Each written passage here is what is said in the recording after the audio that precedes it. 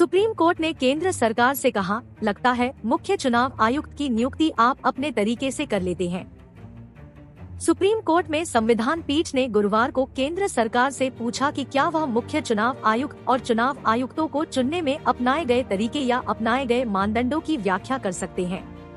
Court ने इसे परेशान करने वाली बात कहा कि भारत अपनी स्वतंत्रता के 75 वर्ष पूरे हो गए हैं, लेकिन मुख्य चुनाव आयुक्त कभी एक महिला नहीं बन पाई। कोर्ट ने यह सुझाव देते हुए कही कि भारत के चुनाव आयोग में नियुक्ति के दौरान लिंग विविधता महत्वपूर्ण है।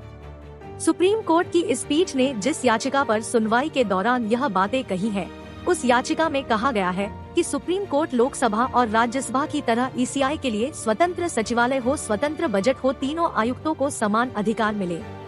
यानी मुख्य चुनाव आयुक्त के अधिकार बाकी दोनों आयुक्तों को भी हो, जरूरत पड़ने पर आयुक्तों को भी हटाने के लिए महाभियोग की प्रक्रिया अपनाई जाए और स्थायी स्वतंत्र सचिवालय हो।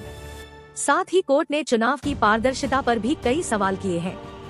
कोर्ट ने इस मामले पर सुनवाई के दौरान एक गंभीर टिप्पणी करते हुए कई बातें कही हैं। कोर्ट ने कहा कि ऐसा लगता है कोई तंत्र नहीं है और आप अपनी तरह से काम कर रहे हैं। क्या यह संविधान बनाने वाले लोगों की इच्छाओं को मानने का काम नहीं है?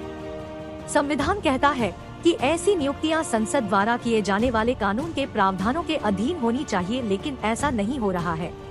सीईसी और ईसी के चयन पर टिप्पणी करते हुए न्यायमूर्ति के.एम. जोसेफ की अध्यक्षता वाली पीठ ने कहा कि पिछले 75 वर्षों में हमें एक भी महिला मुख्य चुनाव आयुक्त नहीं मिला है। ऐसा क्यों है? हमें यह थोड़ा परेशान करने वाला लगता है। बेंच के अन्य सदस्य जस्टिस अजय रस्तोगी, अनिरुद्ध बोस, ऋषिकेश रॉय और सीटी रविकुमार है। याचिका में हाई कोर्ट और सुप्रीम कोर्ट में न्यायाधीशों की नियुक्ति के लिए स्वतंत्र प्रक्रिया का हवाला देते हुए कहा गया है कि भारत निर्वाचन आयोग में मुख्य निर्वाचन आयुक्तों और निर्वाचन आयुक्तों की नियुक्ति के लिए भी ऐसी ही प्रक्रिया होनी चाहिए।